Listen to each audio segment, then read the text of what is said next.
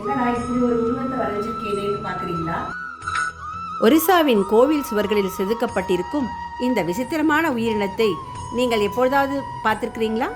9 விலங்குகளின் அம்சங்களால் உருவான ஒரு உருவம்.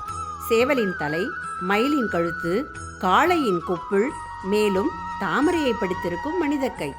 பெரும்பாலானோர் இதை பார்த்தாலும் இது உண்மையில் என்ன என்பதை புரிந்து கொள்ள முடியாது. இதோ அதன் உண்மை.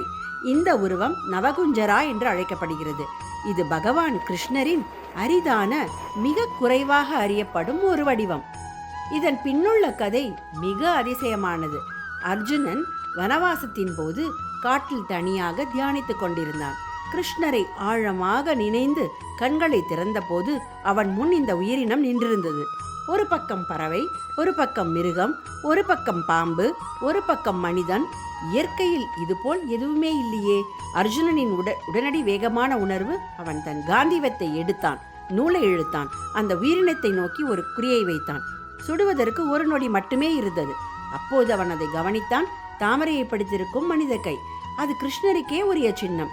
இந்த விவரம் அவனை நிறுத்தியது. அவன் மறுபடி பார்த்தான், புரிந்து கொண்டான். இது கொடூரன் அல்ல.